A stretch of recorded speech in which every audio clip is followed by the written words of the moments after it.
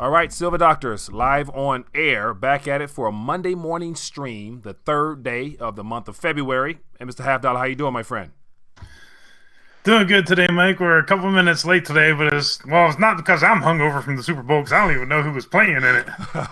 Yeah, I wasn't too glued in myself, I must admit. Just too much stuff going on, man. It's hard to really continue to follow that distraction of using entertainment as a way of filling time. So I'd rather fill it in with some informational stuff. So, but we're back here live, so let's make it worth our time. So with that being the case, let's check in via chat and give some acknowledgement to those that might be tuning in, and then we can dive right in.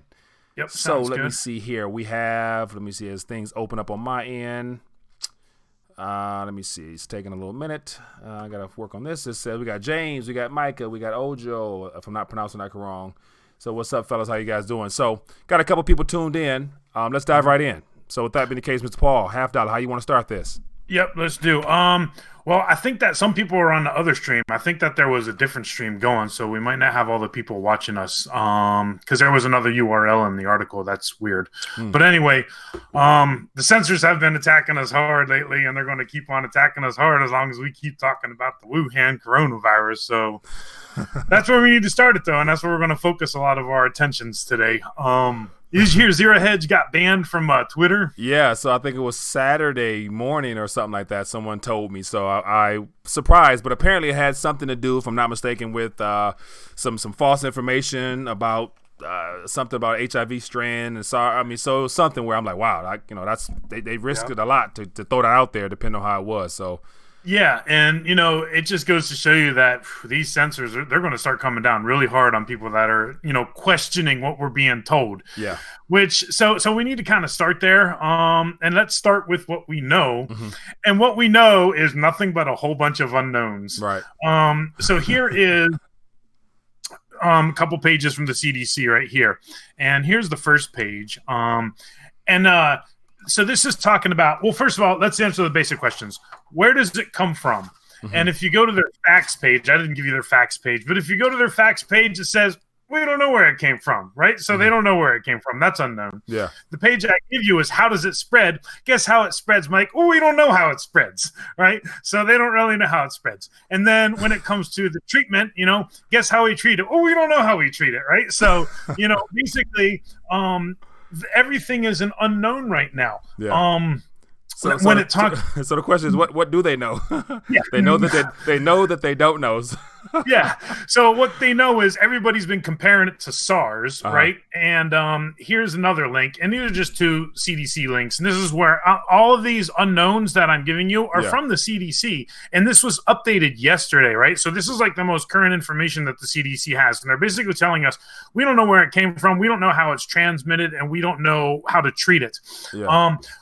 And the reason why everybody's comparing it to the SARS outbreak is because they say the CDC clinical criteria is under investigation, has been developed based on what is known about MERS and SARS. So that's where the whole thing about why everybody keeps comparing it to SARS, because the CDC is basically saying we're going off of the SARS playbook. We can't really go off of the SARS playbook. So I kind of want to hit on all those unknowns a little bit and talk about this for a few minutes. But did you want me to stop there and get any initial thoughts you had? No, we can go right into it. I'm curious to find out what you're able to dig up. Okay.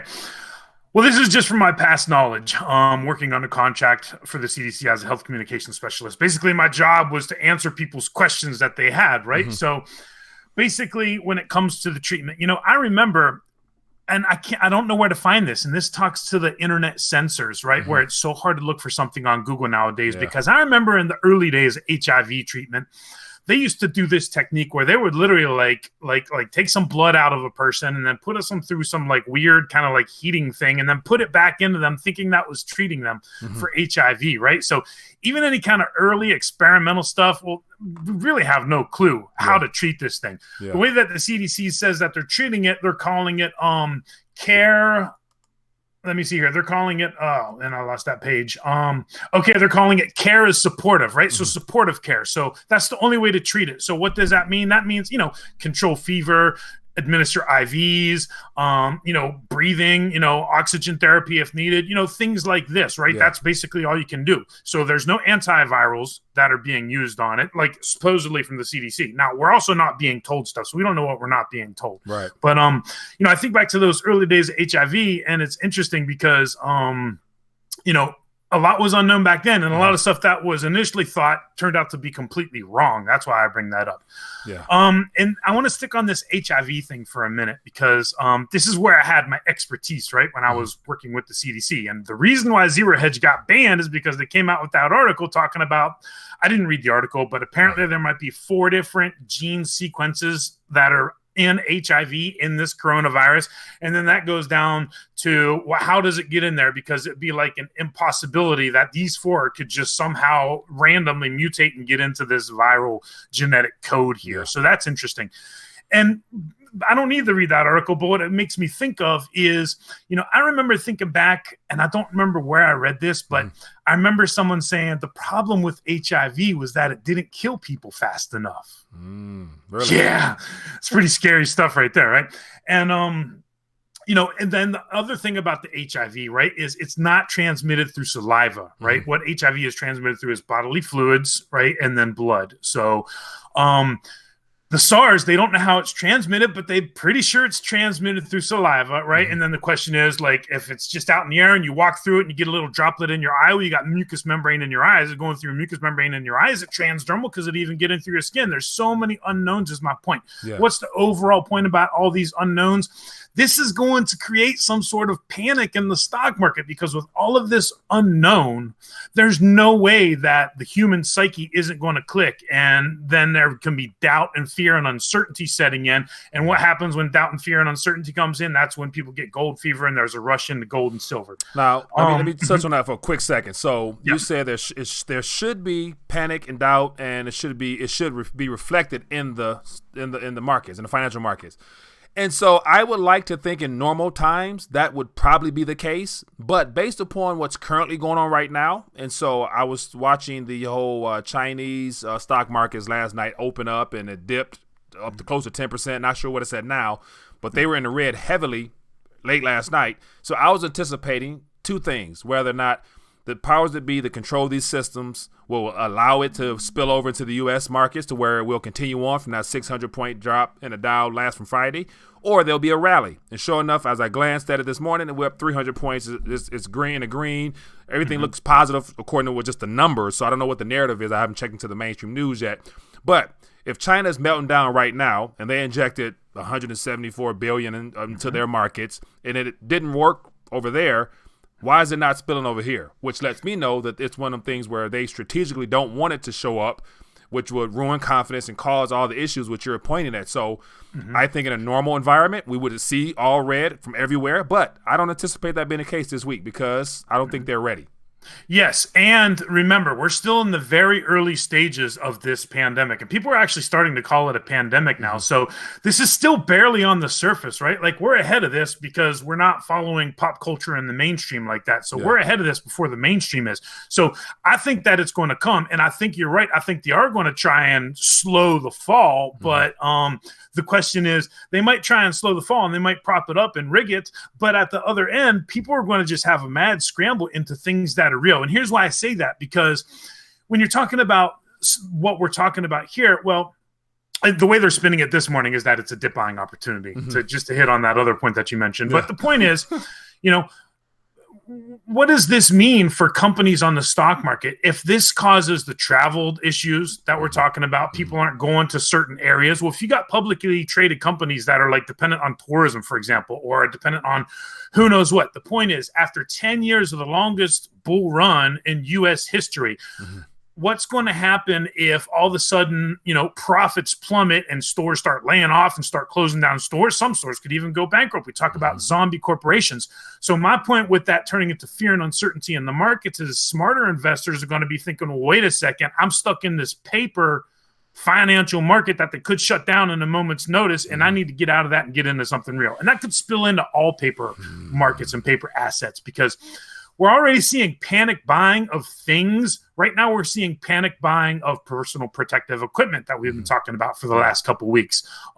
But, pretty soon, if it's a loss of confidence with that fear and uncertainty in the marketplace, then it could be a panic out of paper things and into real things as a way to protect themselves, because governments are just going to throw tons and tons of money at this one way or another. Yeah. And I'm rambling around in circles again, so I'll stop there and get your thoughts. No, I do agree. And so I think this week, and so I did like a little live stream late last night, and my thoughts were that this week will be a good indicator as to what narrative or what direction the people who control this system to this point, whether or not they let it ride and continue to boost things up, or if they allow it to just begin to slowly but surely come crashing down in incremental steps, because we are still in that presidential period. And if the powers that be truly don't want Trump winning a second term, what better way to disrupt his tweeting storm right now? Because he can't really tweet on all-time highs of stock markets if it's a lot of volatility. And then once again, he's running on the fact that our 401ks is doing better. And if they're not doing better, that's going to really hinder, I think his narrative of everything is great. And so the question will be, how soon between now and the next time the Federal Reserve have to respond by doing something to not allow the Chinese and all the other probably emerging markets spill over into this mainstream narrative of everything is doing great. So we'll see. But this week, this month especially, this is going to be another interesting month. Yes, this is going to be an interesting month. And, we will see. I think the spillover is inevitable one way or another. Think about a couple things here. Let me put on my tinfoil for a second. Right, we still got to make these. We still got to make these. We still got to get them made up. Okay. Well, the first one was just that HIV didn't kill fast enough and spread fast enough, and that's interesting because if this has HIV spliced into it, well, now it's transmitted by saliva. So, because that's the other thing, right? Like if you look at the current coronavirus map from Johns Hopkins University, we have been talking about this stuff on our show since January 20th. You can go back to the January 20th Silver Doctors live stream, and we were talking about the coronavirus. Yeah. So we've been talking about this for 2 weeks now. So when you look at the Johns Hopkins map, you see that total recovered are 511. Total deaths are 362. But there's now, and these are just what's reported, right? 17,500 basically cases. But my question is, what happens to the people that aren't recovering? And what happens if they recover? Are they truly cured for it? Because people don't technically get cured from HIV, right? So are the people truly cured for it? Are they carriers at that point? Can they still transmit it? And that's not the tinfoil hat thing. That's just a side note. Because here's my point with that. We always hear this thing about they're going to take us to war. They're going to take us to war. They're going to take us to war.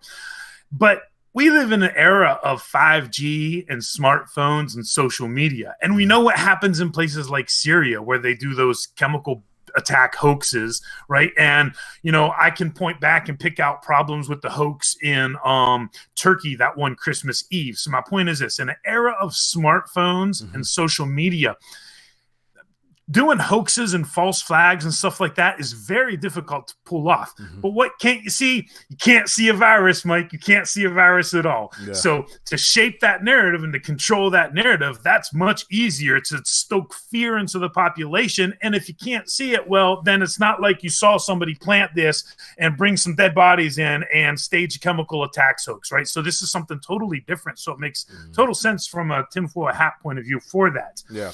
Now watch this real quick. Now, what's the objective? If this is a planned event that's been strategically placed for this time frame of the year to divert attention from all the other issues, and it looks like this a population control thing we're getting to now, all the agendas of decreasing the population, because one of the concerns that I brought up, was the fact that whatever this antiviral, this vaccination, whatever it is that will probably result as a cure or a whatever to stop this, what's going to be in that? And then what will be the long-term side effects of that will be my second biggest concern. What's in the virus with all this HIV stuff talk? And then what's in the vaccine that will be mandatory for every citizen to take, because it will be a matter of international, global security for countries and whatnot. And then what about if you don't want to take one? Will you be considered a enemy of the state? Or, who knows how far they can go with this, because they're going to probably, if it gets to the point where it's a global pandemic and it's rampant in the States, they're going to make everybody take something, and they've never had time to test it to even tell what's in it, apart from the fact that it's probably not going to be healthy for us long run. So they're putting something in us directly. Yes, that was my point 3 with the tinfoil hat, because exactly, it's like, what do you do at that point when it comes to the vaccine, right? Because you don't know what's going to be in the vaccine, but like you said, if you don't take it, well, are they just going to who knows what? So that, because it is spreading in the United States, there's 11 cases right now. And now, we can talk about some of the rumors too, right? Not saying we agree with the rumors of the tinfoil hat or anything one way or another. We're just trying to throw it all out there. But the rumors are that that's going around in New York City now. So now we're talking about, that's a major financial district right there. If not the financial district of the world, arguably. Yeah. Wow. So it is something that can move fast. There's 6 cases in California. There's a case in Massachusetts. So a couple more of the rumors, and these are just some of the rumors that are out there that I want to put, and they're mainly out of China. But have you heard, the Chinese military has been circling around city blocks and not letting people out of the city block. No. And then people are also talking, and Chris Martenson, right? He's the one to look at for stuff like this, because he's following these kind of interesting developments where they're talking about the crematoriums are running 24 hours nonstop, cremating bodies, and that the death toll is much higher than they're leading it on to be. And they're showing vans rolling around China with body bags in them, getting sneak footage and stuff like that. Who knows what's real and who knows what's not real, right? But what we do know is that the government either knows absolutely nothing about this, or they're not telling the public anything about this. So all that there's left is speculation. Yeah. Now, before we move further, let's check in with the chat a little bit, because I'm seeing a lot of great thoughts out there. So as always, if you have something you want to share, give us a call. The phone line should be open, or highlight at Silver Doctors in the chat, and we'll get to it. And so I came across some thoughts that I thought was interesting. There was one here. I forgot. Where is it? There was a good one. Problem, reaction, solution by Patriot 1776. So the problem is the virus. The reaction is fear, and the solution will be the antiviral vaccine, which is one of the things where if you don't believe that this is or if this originated from a true episode or something out in Wuhan, if this was strategically placed, then of course this plays right along to that problem, reaction, solution model that typically they spin at us. And so, as you mentioned, war. If we're not going to war, why not throw out a virus? Because that's one of the things where it will get everybody's attention. It will get everybody's attention, and that's why, man. Remember, we've been talking about a caller brought this up initially. When we talked about the slow hyperinflation and then the 10-year hyperinflation. And then what I think is going to happen is going to be a 1-year hyperinflation. So that's why I really do think this is something that could spark this crack up boom, where we go through this 1-year period where it's just a mad scramble for anything and everything real. Yeah. Just to throw that out there. Let me share a couple emails that we got, because a couple people wanted to share me this. Share. Is this okay? Yeah, go ahead. So here's one. And it's kind of what we're talking about. Problem, reaction, solution. Says, big fan and subscriber. Could you consider my thoughts? This is from Brian. Stripping freedom from God's children. Stage 1, create a credit system that allows everyone to go into debt beyond their ability to pay it back. Stage 2, broadcast disasters, bringing fear into everyone to encourage insurance policies and social systems to strip away independence, because together we are stronger. A system that encourages the haves and the have-nots. Stage 3, war, killing the strongest men or brainwashing them to work for the elite. Make the last threat. It makes elite a smaller threat for an uprising. Stage 4, once everyone, person, nation is in debt and the wealth belongs to the elite, crash the system and then own everything and everyone and have all of the absolute power to rule. So that's just a comment we got. I just wanted to share it because, it's interesting because we got a bunch of people unsubscribing when Iran was on the verge of World War III, and now people are subscribing to us again. But here's another one. This is interesting. This is from D. And D says, the CDC will and again, who knows what to think about this? We can't verify this. I didn't follow up with them. I didn't check this out, but this is just to throw out there. Right. The CDC will test patients that have the coronavirus symptoms only if they visited Wuhan in the last 14 days. They will not test anyone with symptoms that hasn't visited Wuhan. We have many patients with symptoms, but are unable to confirm if they're positive for the virus. As of right now, the CDC is the only lab in the United States that can test it. Everyone that works thinks this is done on purpose so it can spread faster. And that ties in what I said last week about they want everybody out, so this thing is in fact spreading. So, this is just some of the silver. This is just some of the tinfoil stuff to think about. Because over the weekend on Saturday, the U.S. military is going to be taking a critical role in the quarantine efforts in the United States. So the Pentagon, the Secretary of Defense, has said that they're going to, I can't remember how many bases, but they're ready right now to stand up 1,000, emergency rooms on military bases throughout the country to deal with the quarantine. So this is kind of serious stuff here. And it's just not really in the mainstream because they're saying that, they're spreading fear and panic over this, but it's actually not really like that at all. Right now, they're still saying, don't worry about it. But I think the MSM is going to flip that switch to blame us like we were talking about on Friday. Yeah, so I'm rambling again, so I'll just stop. No, that's real. So if the narrative of spreading fear is pushed, if the blame is pushed onto the alternative media world, that wouldn't surprise me that perhaps heading into February, March, as things really escalate, they want to control the main narrative. And for the sake of national security, it'll be easier for them to say, we have to curtail all social media platforms, and the list of targets that they already have would have to be banned, shut down, restricted, or whatever. So YouTube, Twitter, all the popular social media platforms, such as Zero Hedge, they could have been the first one this weekend. I wouldn't be surprised if I see a couple more coming up because they want to control everything that comes out to control the masses. And so what better narrative than to pump up the Fox, the CNN, the CNBCs, and all those news stations, again, that have already been losing a good portion of their viewership due to alternative media. So that's one of the things that I could see happening.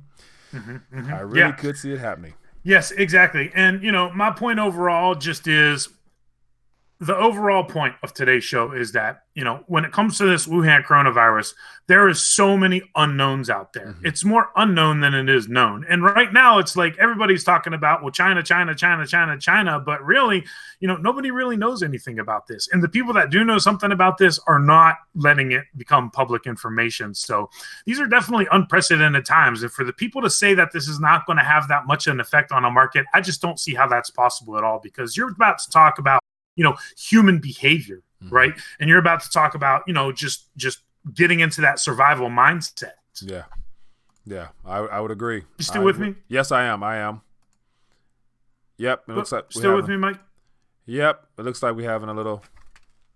Yeah. Look, are you still there? Reconnection successful. All right. Oh, we're back up? Yeah, okay. So it dropped for a second. Now we're back in. So looks like right when we're talking about some good, and juicy information, it decides to go down. So, yeah. But a couple more thoughts and we'll get ready to dial back. Go ahead.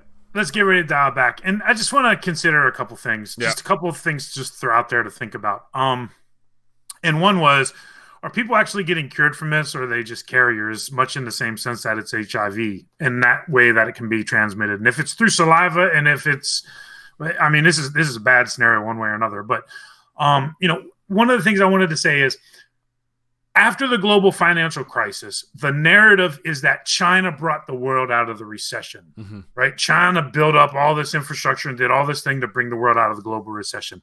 Then we entered in the global synchronized slowdown, and we were in that global synchronized slowdown for the last 3 years. Except for who? Except for the United States. The United States has showed the rest of the world how to pick themselves up. What does that mean? That means that we could be at the point right now where, guess what? It's time for the next area to stand up and take over for the narrative. I think it might be Europe, because everybody's convinced that the euro is going to collapse. But what if the euro actually strengthens in the short term and it's Europe that stands up and carries the torch? I don't know. I'm just throwing that out there because it seems to me like we're on the change of a major narrative. Major narrative had been China pulled the world out of it. Then the narrative was the world is slowing down, but the United States is showing how to withstand the global economic slowdown and stand up because of it. Now we're getting ready to move from that. So either a place is going to stand up or get ready for the economic collapse. I don't see it other way. Yeah, so I can't personally see. Anything's possible, because anything's possible. I've been more than convinced that anything's possible. But yeah, I couldn't see Europe pulling anybody out of anything, because they're so dysfunctional right now. And Christine Lagarde is adamant on doing the same thing Draghi did with just buying up everything. And there's still going to be continuation of debt, non-performing loans, all the issues they're having. So I'm not quite sure what would be the booster of confidence out of the EU, because Germany, according to the information I've gathered, is already in a recession. And therefore, they were the leading growth manufacturing hub in that area. So, so it looks like, I would imagine China is probably being positioned to pull the world into a reboot of the system, and then we'll see how the U.S. responds as to whether or not they're willing to cooperate with this. And I think it all ties back into that phase one. So one of my concerns is the phase one is only 2 weeks old. 3 weeks old. And with China having all those issues, I'm sure they're not concerned with spending and buying soy and living up to their end of the bargain. So if they back out, the market should respond negatively as well. So there ain't going to be no phase 2. Yes, Bloomberg is already saying that they're already starting to back out of what they agreed to on phase 1 because of this situation. Right. So, and we talk about this all the time. You got to go through a crisis first before the reset. And I mean, wow, if the market and financial and economic crisis is going to be brought on by the coronavirus, my goodness, this is like not the way that I would envision and want the crisis to go down. Just because you can't see it, right? So it's constant fear. You're going to be in constant fear of something that you can't see. And I know this from those years when I took those phone calls. I mean, I know what goes on in the general public when there's mass hysteria about stuff like this. Yeah. And there will be mass hysteria. I remember I was also cross-trained on the National Institutes of Health to take phone calls for the National Vaccination Hotline. Don't judge. It was 20 years ago, and I didn't know any better at the time. But my point is, that time that I was there at the American Social Health Association under contract for the CDC, that would have been under contract for the National Institutes of Health when I was cross-trained.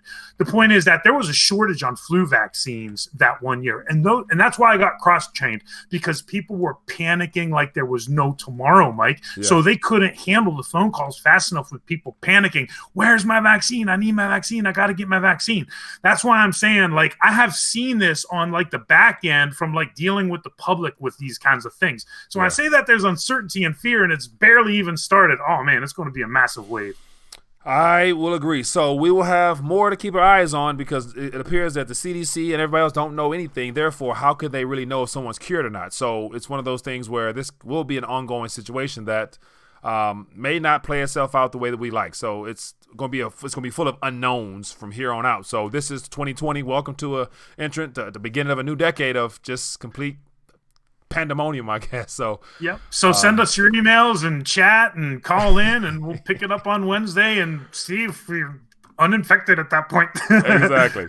All right. Well, with that being the case, let's dial back. And it's been great hanging out this afternoon. Looking forward to coming back on Wednesday with more of hopefully some good news of some kind somewhere. So if you guys come across any articles, put it in the chat or just email us at silverdoctors, news@silverdoctors.com, and we'll definitely like to share that via news with the audience. So be blessed, be safe, and stay prayed up, and we'll see you guys Wednesday. Enjoy your day.